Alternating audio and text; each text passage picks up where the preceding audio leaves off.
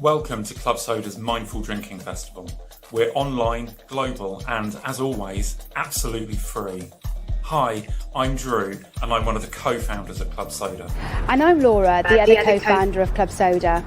We help you change your drinking in ways that help you live well.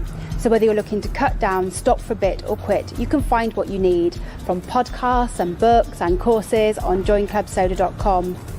This festival, we've brought you an amazing lineup from over 100 people from across the world. And our programme this time really is global. Every day starts down under with me, Sarah. As well as organising the festival in Australia, I spend my time looking for alcohol-free alternatives and tips for people who choose not to drink, but who still want to live a social, fun and adventurous life. And I'll be wrapping up each day here in the States. I'm Amanda, your US festival host and coordinator, and I'm also a mindset coach who helps women change their relationship with alcohol so that they can start living their most authentic life. Each day with a rolling programme of inspirational panels, conversations, social events, and opportunities to discover new low and no alcohol drinks. So whether you want inspiration to change your drinking, or to connect with other people, or you want to discover and enjoy a new low and no alcohol drink, the Mindful Drinking Festival is for you. cheers! cheers! Cheers!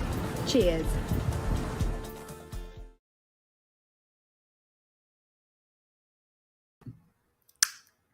Well, hello, welcome. Welcome to the Global Mindful Drinking Festival. I am Amanda Kuda. I'm joined here with Julia Baily, founder of Baily Body, and Kelly Fitzgerald Junco of the Sober Señorita. And today we are here to talk about sobriety and fitness, a topic that I think relates to a lot of people, but these two gals in particular, I'm so excited to talk to. So, hey, ladies, how are you going? How's it going? Great. Thanks for having us. Good. Doing great, thank you. Yay. Well, I want to start off by just having you both do a really quick introduction of yourselves and a little bit about your background with alcohol, how you came to decide to be alcohol-free or sober, whatever you like to call it. And then I want to dive into a little bit of your fitness journey. So if you could just give us a really quick rundown of who you are and what you do and how you came to be sober, that would be great. And Kelly, I'll start with you. Sure. I'm just thinking about how to summarize this that it won't take forever, because I feel like sometimes my story can be very long. So I'm originally from the suburbs of Philadelphia, Pennsylvania, and, started drinking in high school, dabbled here and there. College is when my drinking really took off. I went to college at Millersville University in central Pennsylvania.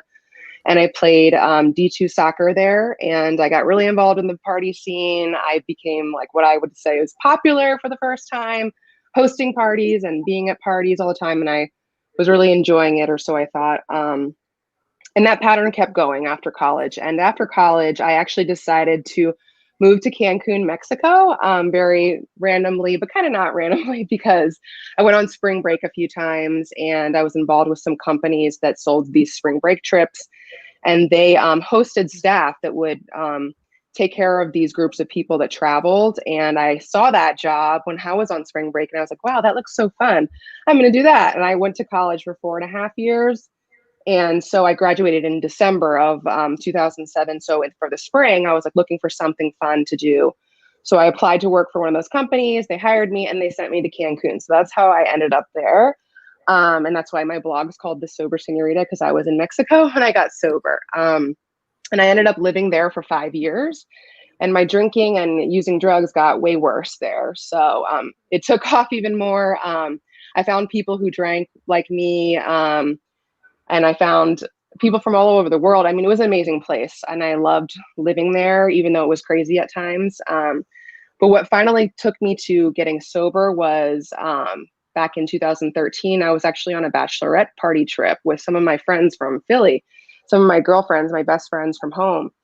And I was even embarrassed like going on this trip with them because I was afraid that I would drink too much in front of them. I like kind of was aware that my drinking was not normal. And I had people bring that up to me before. I had ex-boyfriends who had brought that up to me before and mentioned that my drinking was kind of out of control. And I always was just silencing them like, oh, they're just trying to tell me what to do. Like, I'm going to do whatever I want, like, exerting my independence. And So on this trip, I actually was dating my now husband at the time. And he didn't even want me to go on this trip because he knew, he was like, you're going to get out of control. No one's there to take care of you. Like, I'm worried. And I just convinced him that everything would be fine. And I went on the trip. And then on that trip, like the first day, I felt like I kept myself under control, which for me meant like not blacking out. And the second day, of course, I blacked out and I didn't contact him at all. And he just knew. And I knew, like, the next morning I woke up, don't remember anything, had to ask my friends, like, what happened. They had to tell me, like, what happened, that I was puking in the bathroom, and they had to take care of me. And it was just a whole mess. And it was very embarrassing. And most of all, my then boyfriend, now husband, was very upset with me because I didn't contact him at all to tell him, like, I'm fine. Like, so he basically broke up with me over text on that trip. And he was like, I'm done with this. Like I told you, I'm done. I'm not going to be like taking care of you or keeping tabs on you anymore. So that's kind of when I had my moment of clarity. And that was in May of 2013. And in the airport on my way home, or back to Cancun, which was my home then, I just like had this moment where I was like, I can't do this anymore. And I like called my mom and I was like, I don't know what's wrong with me. And I just felt like inherently like something was wrong with me. And I didn't know how to like stop it or change it. But I knew I couldn't keep doing the same thing like over and over again. And I had been struggling with this for years, like trying to decide, like, do I have a problem? Do I not have a problem? Can I moderate? Like I had been trying to moderate for like that whole previous year. And I was going out less and all that stuff, but it was still problematic. But anyway, that day I was in so much pain. I was just like, okay, I'm going to just try not drinking for now. And I don't know how long that's going to last, but that was actually my sobriety date. And I haven't had a drink or a drug in 7 years. And it's not been easy, although it's gotten easier over time because I just don't think about drinking and using drugs anymore because I'm past that now. But it was the best decision I ever made. I didn't know it was going to be like forever at that point. I just knew I was in so much pain and it needed to change. And I decided to change it. So that's how I came to get sober. And then a few months after that, I started my blog, the Sober Señorita, and a lot of my friends that were expats living in Mexico had their own blog. They were like, you should start one. We love your writing. And I was like, okay, like what's a catchy name I can pick? And actually I have to credit my sister, the one who came up with the name. Because I was like telling her, well, I'm like 8 months sober and I kind of want to like incorporate it into the name of this blog. And so she came up with the Sober Señorita, and that's kind of like how I came to be. And then from there, I didn't even start writing about sobriety until my 1 year mark. It was the first like post I ever wrote about being sober. And that one blew up. It got picked up by Huffington Post, which a lot of people find me via that article because it's still circulating on the internet like years later, which is awesome. And that's how I kind of like my whole life shifted towards sobriety and stuff. So it's been quite a journey, and I'm thankful. Yeah, well, we're all thankful for you. I think that's how I found you originally as well. So I'm sure so many people can echo that. They're so glad that you started that so they could just have someone else to have a mirror in and know that they're not alone. Definitely. Thank you. Awesome. Okay, Julia, give us a little background on you. Yeah, so my name is Julia and I am actually 20 years old. So I feel like my sobriety story is very unique because I'm not even the legal drinking age yet. And I feel like my story starts at my struggle with depression. My parents got divorced at the age of 9, and that really broke my heart because having a tight, close-knit family was a very big thing for me. So seeing my parents get divorced threw me into a very bad cycle of, feeling depressed, being very unconfident in myself, being very shy. So I lived my life like that for about 8 years. And once I got into high school, I was a freshman. So I was 14 years old. And I remember I just craved to be accepted and to have friends because I was so accustomed to, being shy, having people make fun of me, not having anyone like me. So that's how I kind of got into alcohol and also drugs. But obviously the focus here is alcohol. And, in me wanting to be accepted, I went down a path of, drinking every weekend, getting blackout drunk, embarrassing myself, having friends around me that weren't serving my purpose whatsoever. And, you know, that continued from the ages of 14 to 17. And, you know, around the age of 17, I got into my fitness journey, and that definitely woke me up and showed me that I wanted to live a different lifestyle, but I had not quit alcohol completely yet. So the story of me deciding to actually quit alcohol was the first party that I went to in college. So I currently am enrolled in FIU, Florida International University, which is located in Miami. And I happen to be dorming. So of course, you know, you have no parents, you can do whatever the hell you please. So I went to my first college party, and I drank so much that I literally can't even tell you what happened, but I was crazy that night. And, you know, I woke up the next morning and I just thought to myself, is this how I want to live the next 4 years of my life? And this was when I first started college. And, you know, I'm so grateful that I had that realization, because on September 15th, 2018, I decided that I would never drink again. So I'm actually 20 years old, and I'm coming up on my 2-year anniversary of being sober. And, you know, when I first told myself that I was going to stop, I didn't know that I was going to stop forever. But, you know, now being almost 2 years in, and, you know, being so young, and, you know, I've inspired people that are 30 years older than me to stop drinking. It's like, I feel like I just have so much power being sober, and I feel very just, you know, special for the fact that, you know, I was able to realize this at such a young age. Like, I avoided going down that path that most people, you know, continue through their 20s and their 30s. And, you know, by me sharing this with my audience, I've had a lot of my followers that have quit drinking because of me speaking up. And, you know, I was very insecure to share this at first. You know, being young, people look at me and they're like, Julia, why are you not drinking? Like, what's wrong with you? So, you know, obviously I do feel a little insecure at times sharing my story, but, you know, that's not going to stop me from changing the world and helping others. And, you know, I'm just really excited to keep continuing to live a sober lifestyle and just lighting the way for, you know, young people my age, and showing them that, you know, you don't have to succumb to the story that society sells you. You can be happy, you can be sexy, you can have fun, you can have friends, you can get the guy of your dreams, all while being sober. Yes, I love that. Oh my gosh. I think, man, I see Kelly and me like, yes, we wish we probably would have figured that out earlier too. I love that, Julie. I love that you are blazing the way for young people to take on sobriety. And that's just such a miraculous place to be, because there aren't a ton of young people who have gone through drinking heavily. A lot of people just never drink, or they just keep drinking for a long time. And you're just opening up this conversation and offering permission to talk about something that is usually not as accepted. So I like super salute you for that.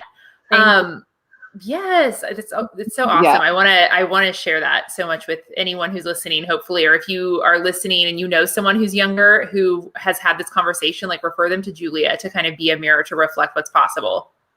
Yeah, I was just going to say, I'm so happy to hear that, Julia. Like, I'm happy there's like young people getting this like younger and younger, and that's like so refreshing to hear. So I'm so happy that you're here. Thank you. I appreciate it. Yeah.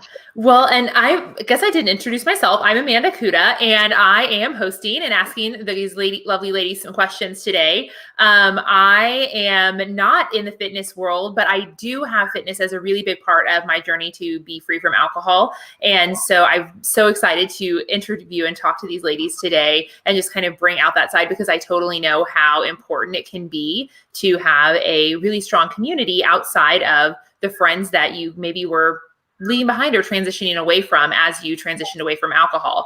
So first, I want to ask you both, what was your life with fitness or athleticism like before you started drinking? Sure. Kelly, you go ahead. Yeah, sure. So I was always an athlete. Like, I've been participating in sports I've been playing soccer since I was like 4 years old, and I'm 35 now. And I still play. That's my like number one sport. And it like got me through hard times as a kid as well, and in high school and everything. And it's been like my staple. But yeah, I've always been involved in sports. So that's something I always did. And then in college, I played soccer and everything. But it's like I had to juggle in college, like drinking and playing soccer. So it became difficult. And I was even approached by some coaches saying like, you know, you don't think you're like partying too much in college? Like, people were suggesting it, and I just like ignored it. So it was difficult. But I was always playing sports. So that was always, I was doing yoga as well. It was there, but I didn't feel like present in it a lot. Except for soccer, it definitely was still an emotional outlet for me. Like I could have some pretty strong emotions, which I still feel like I'm sensitive and I can have strong emotions. And my current fitness routine is also an emotional outlet. But especially like back then when I was going through all kinds of stuff, I've also had a lot of injuries. I've had 6 knee surgeries, which is really crazy. Yeah. So it's been a journey of trying to find things in those times when I couldn't play soccer, and kind of like the ups and downs of life, including injuries as well.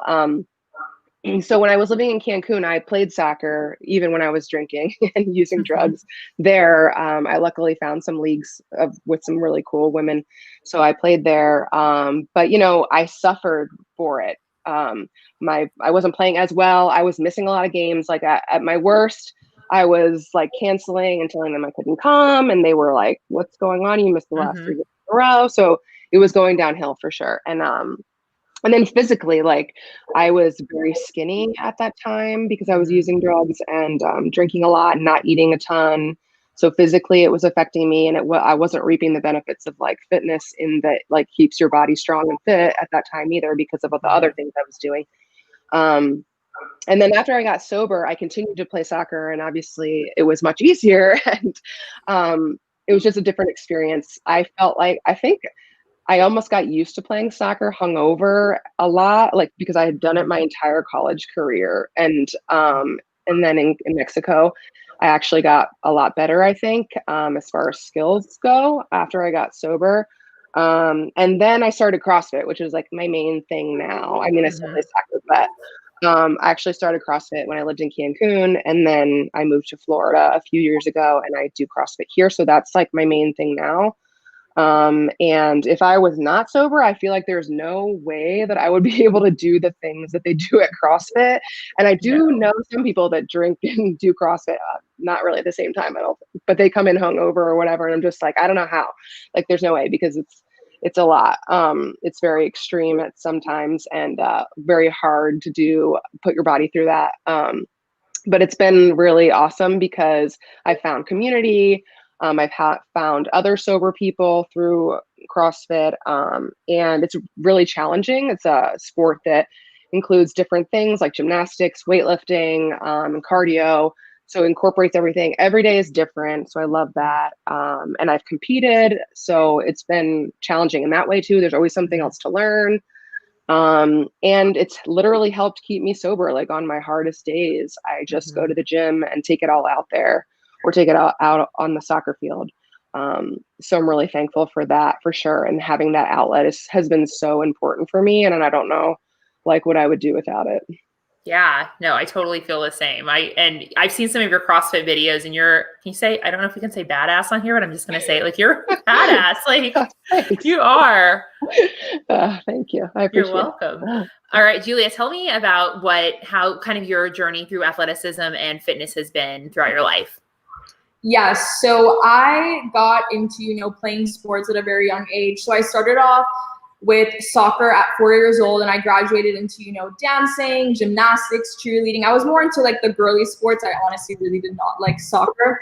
So I continued that from about, I'd say, age 4 until age 12. And then, around age 13, 14 is when I kind of fell into, that drugs, drinking trap. And I was not athletic at all. Like I totally fell off of, what I was normally used to, not working out at all, eating bad, staying up late at night, doing things that I obviously shouldn't have been doing. And I actually did not get into the gym until around the age of 17 years old. And at that point, when I was 17, I was kind of weaning off of that party lifestyle, the drinking, the drugs, but, I wasn't completely like fully sober. But, going to the gym and getting into, that health and fitness lifestyle, it definitely helped to wean me off of that. And, it really did encourage me to not smoke or drink. And, if my friends would offer for me to go to a party, I'd be like, no, I'm good. Like, I'm going to go to the gym. Or, if they want to go smoke, I'll be like, I'm good. I'll just stay at home.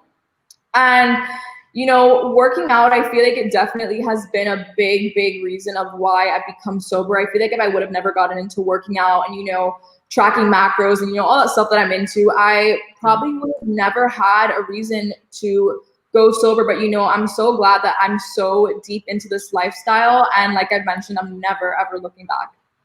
Yeah, that's amazing. So one of the things that I noticed, and I just want to let you know, ladies, whenever I ask you this next question, I'm going to stop my camera for a second because there's a little bit of a delay and I think it might pick it back up.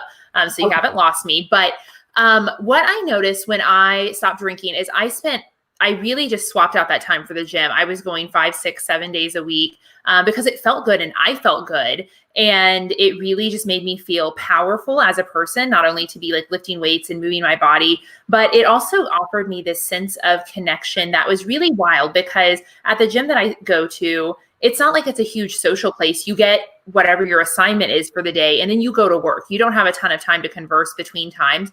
But I will tell you that I felt and experienced more connection just being around people who were like-minded than I felt spending 5 hours with my friends out at the bar on a Friday or Saturday night. So I'd love to hear like what your experience was just kind of being in the energy of the gym and how that made you feel moving your body and just being around those people. And Julia, I'll pop to you first. So for me, when I started my sober journey, that was in September of 2018, as I mentioned. So after that, I actually decided to start a bodybuilding prep. I have competed in bikini. So I started that prep around December of 2018. So just a few months later. So I feel like, as I mentioned, giving up the alcohol really did help me to, dive more into my fitness journey.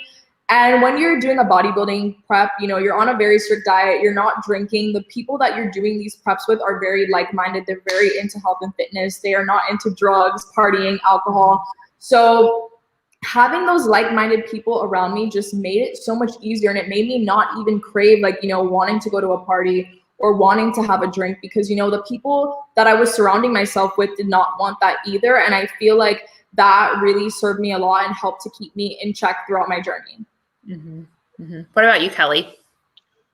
Yeah, that's awesome.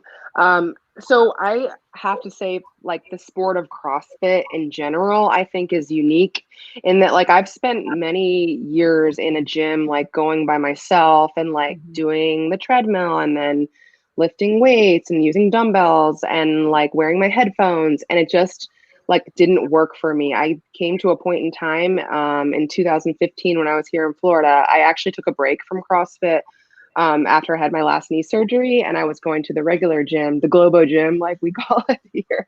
And I was like, I can't do this. I'm not motivated, and it's boring, and I just can't. I feel like I could be doing more stuff, and I just don't know how to get it started. So that's why I'm always partial to CrossFit, and I get on my soapbox sometimes with that because it's all I have to do is show up. They give me the programming, the coach explains what to do. They teach you the movements that you might not know or you haven't perfected yet. And then you get to work, but you get to work with other people in your class. And there's mutual suffering going on. There's shared pain, which we all know, when we're out drinking and blacking out and we think we're having so much fun. It's really similar to what happens in a CrossFit class, only there's no drugs and alcohol. Because you're oh my gosh, your adrenaline's pumping, you're going hard for the 10 minutes that workout is or the 15 minutes that workout is. And you're wow. And you're doing things you didn't think you were capable of, lifting more weight, getting one more rep until the clock goes off. And you're looking next to you and you're trying to beat your friend. And it is intense. And I have never experienced something like that before until CrossFit.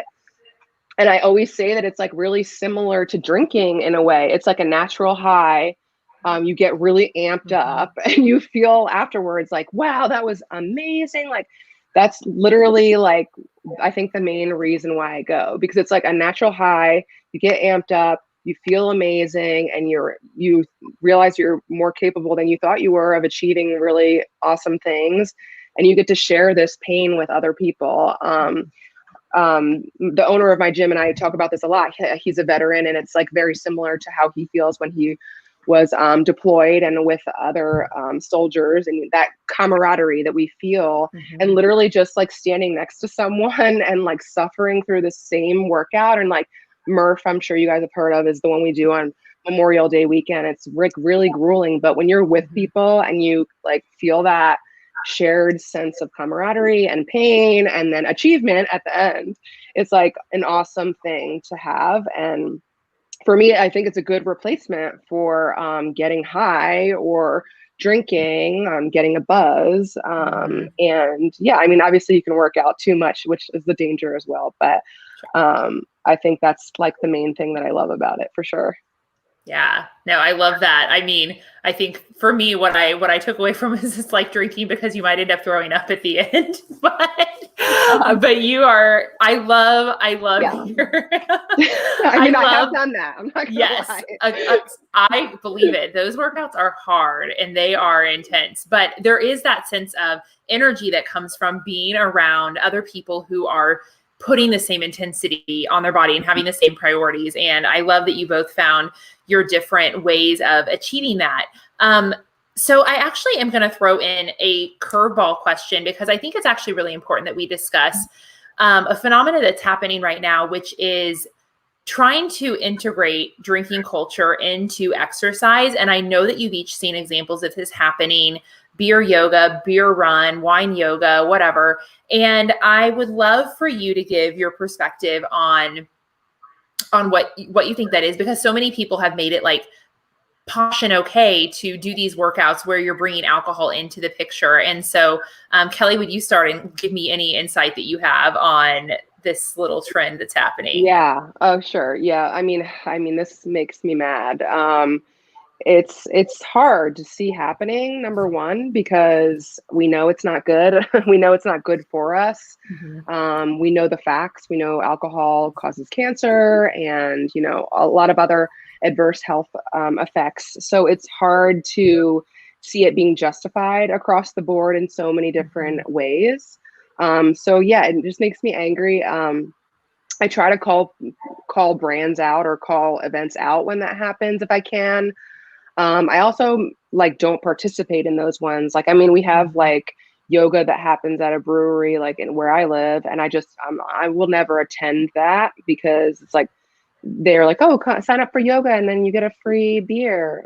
This is just like counterintuitive. And I try to suggest other ways that would be better. And like, as far as CrossFit competitions, a lot of times beer is sold there at the competitions, or they're at the end, or even my gym gave away small bottles of liquor in our competition bags, one competition. And I didn't win that battle, but I said, I don't think this is right. And it's very counterintuitive because we're trying to encourage people to be healthy and make good choices, like coming to the gym instead of drinking or partying.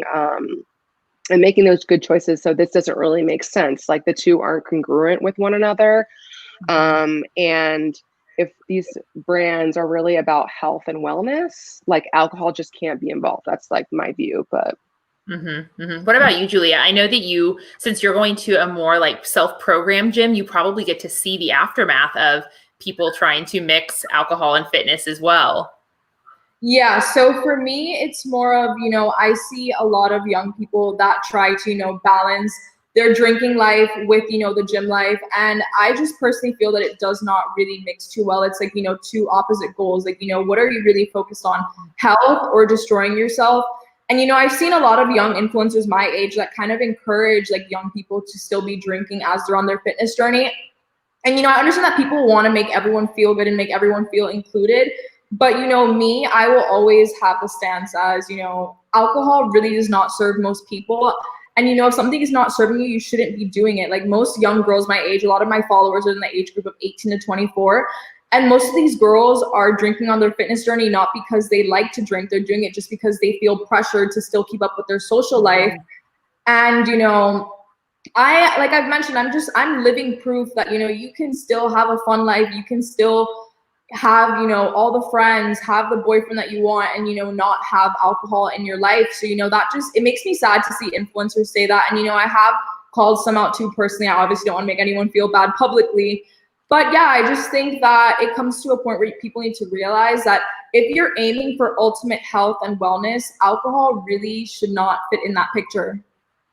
No, absolutely. That's such an important message because I see that too, that like, it's all about balance. And I walked out of my front door the other day and I saw a neighbor who I'd never met. She's coming down dressed in like a fabulous workout outfit. And she has a plastic bag full of empty wine bottles.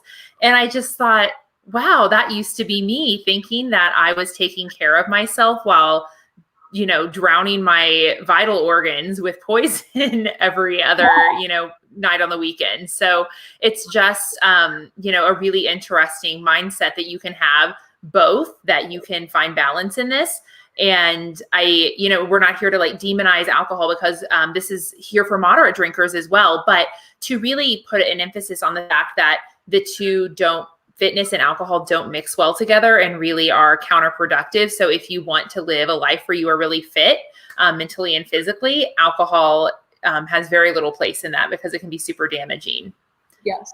So yeah, go ahead.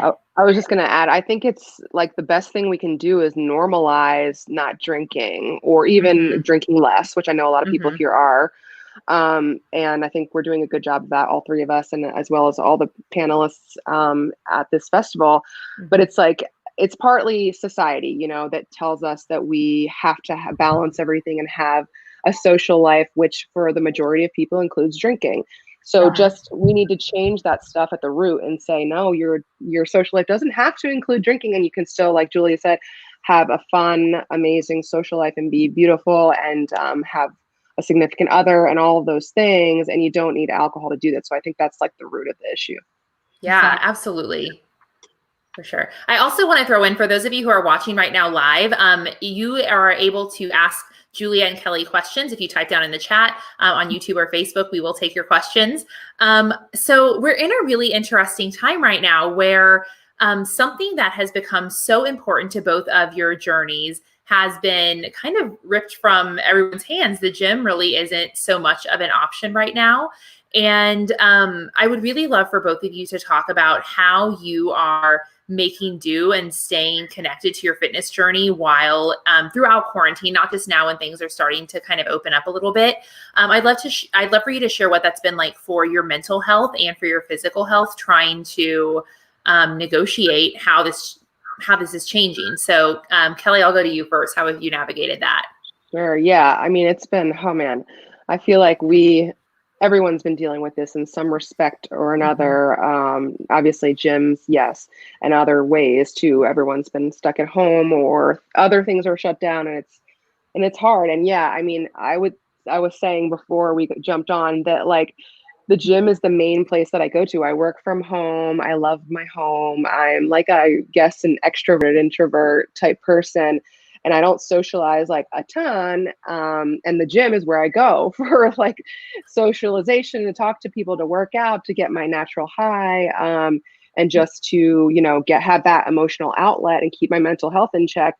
So when that was taken away, I was like, oh man, this is the worst. Like, I was not happy about it. And I know so many other people are feeling the same way. I did work out at home as much as I could, but it wasn't the same, and it's still not the same. It was really difficult to stay motivated. I just wasn't getting the same caliber of, like what I said before, the shared camaraderie and pain that you have with your classmates when you're in a class in CrossFit. It just wasn't the same. And again, hard to stay motivated. And then now in Florida, which Julia and I are both in Florida, we're going through like a semi shutdown again. And in Southwest Florida, where I live, our gyms are not currently shut down. However, our COVID numbers are up. And I personally have been choosing not to go to the gym because a few people at my gym got sick recently, like a month and a half ago. And thankfully, they're all fine now. But I just know it's been going around. And also, I'm pregnant.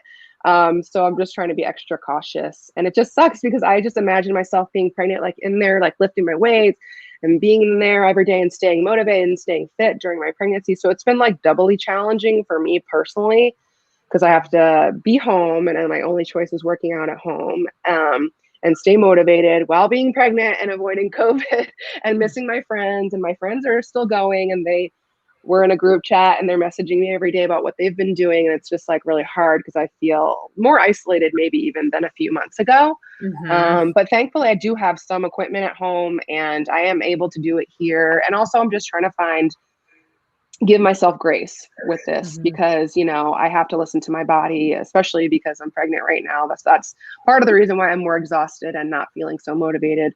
But also doing other things like yoga or just going for a long walk and being okay with that, even though it's not the same like stimulation as doing like a really hard WOD next to my friends. So it's definitely like a journey of change. So kind of like accepting this is how it is right now. It's not going to be like this forever.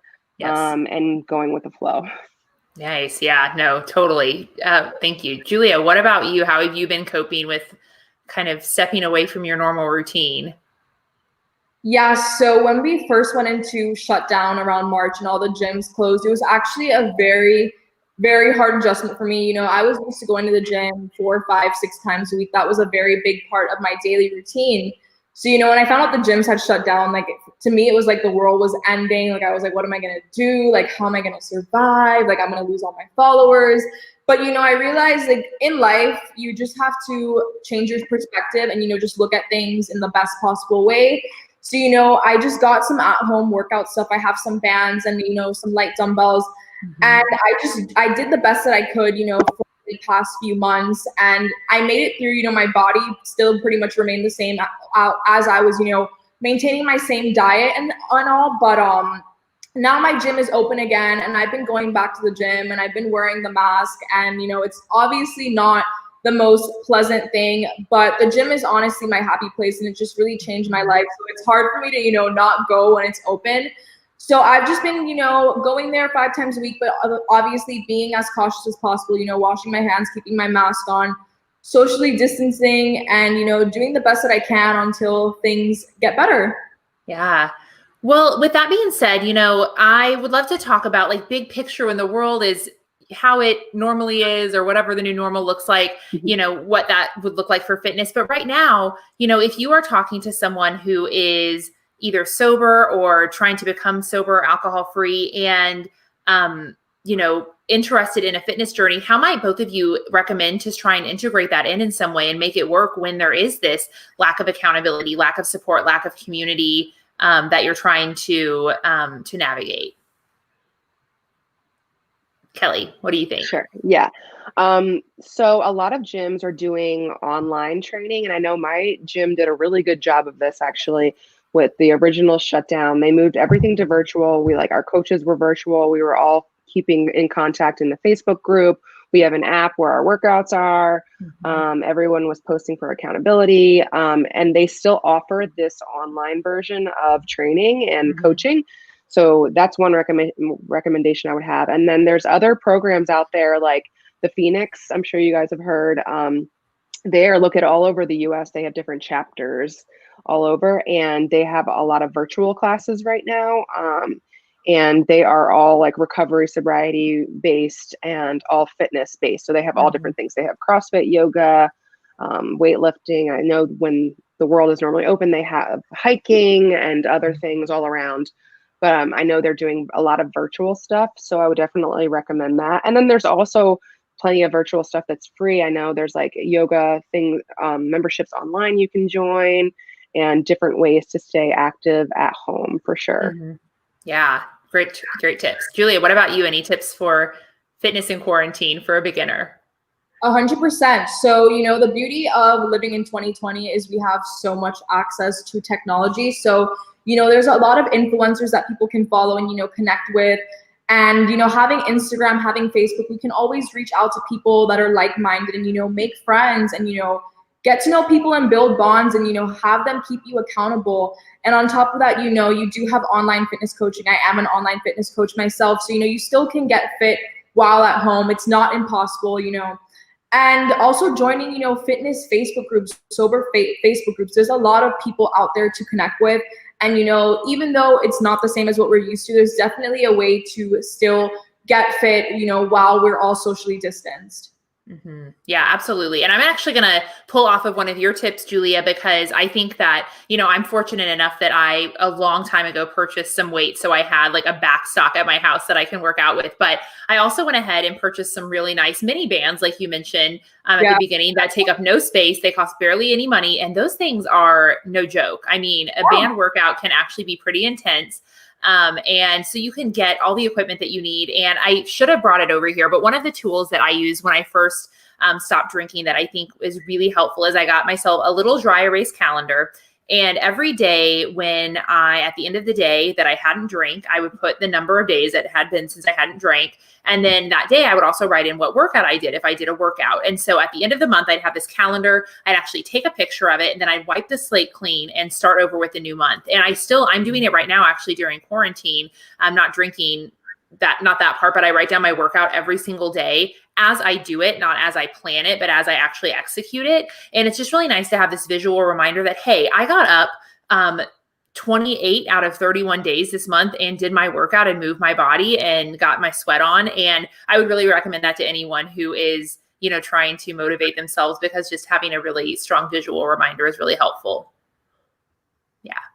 All right. So, man, we have covered a lot in terms of just our personal journeys and what that looks like. I would love for each of you, since we are kind of wrapping up here, to share any closing wisdom, and also talk about any projects that you might have coming up, or where people can catch you next after this session, or maybe work with you if they want to do that. So Kelly, would you tell us what's up for you besides birthing a baby? Yeah, I'm growing a baby right now, so that's, I guess, my main thing. And I guess it's a good time to do it if I were like staying home and I'm not going anywhere, so that's good. But yeah, so I also host a She Recovers sharing circle. If you're not familiar with She Recovers, it's an organization, actually a nonprofit now, of anyone who identifies as a woman in recovery from all things. Could be substances, could be trauma, depression, anxiety, all the things. And I host a sharing circle here in Cape Coral, Florida. And normally we meet in real life, but we're not right now. So we're meeting on Zoom. So if you're in the Southwest Florida area by any chance, you can contact me and get involved with our circle. Another thing that I was super excited about was Sober Sunday, which we were starting at my gym right before the shutdown. Our first date was actually planned for March 22nd, and we had to cancel it because of everything going on, but we're looking forward to getting that back up and running. Who knows when? Hopefully not too far away, but and that was going to be a 1 hour class, a workout by me and some of the other coaches that are at my gym. We were going to do a meditation, a workout, and then kind of like share with each other and just form a stronger sober community in this area. So those are some local things that I've been working on, and yeah, that's basically it. Well, thank you for being here. I'm so glad you got to share a little bit about your journey today. Thank you. What about you, Julia? What is up for you in the future, and where can people find you? So for me, I actually will be launching a new fitness and mindset mastermind, and it will be starting off in September. So I have not released any details about that, but I will be releasing details in the next 2 weeks. So people can find me at my Instagram, which is Julia Baily, but with 2 I's in Baily. Bailley. And just a quick word of advice for anyone that is working on becoming sober. I just want to let people know that you don't need to be embarrassed or feel insecure or feel shy, because what you're doing is such an empowering decision, and you're literally leading yourself into a life of freedom. And I just want to say that because when I started my sober journey, I felt very insecure, but there's nothing to be insecure about, because when you share your story, when other people see what you are doing, you're going to light the way for so many people and change so many lives. Oh, thank you, Julia. That is so important. Thank you for sharing that, especially for, anyone who's listening, but especially for younger generations well, younger than me and Kelly, I guess, but people your age that does make you feel insecure, because it seems like everyone else is doing alcohol and you just you're at an insecure place in your life where you want to be like everyone else. But I promise you that just as Julia said, if you start kind of living that lifestyle, the right people that also live that lifestyle will come into your life. And if that's through fitness or if it's through mystical, magical things in the universe, it will happen. Those people will be drawn to you once you make that decision and say what you're a yes for. Yes. And we're all proof that you don't need alcohol to have fun or live a cool, amazing life. So I love seeing more proof of that. So we're all proof. Yes, absolutely. Well, everyone, all of our handles are down below in the scroll, or there will be a replay of this tomorrow. But if you'd like to follow any of us, you can do that, and we would love to hear any feedback that you have. And we will sign off. Thank you all so much for tuning in and watching today, and we hope to see you on the next session.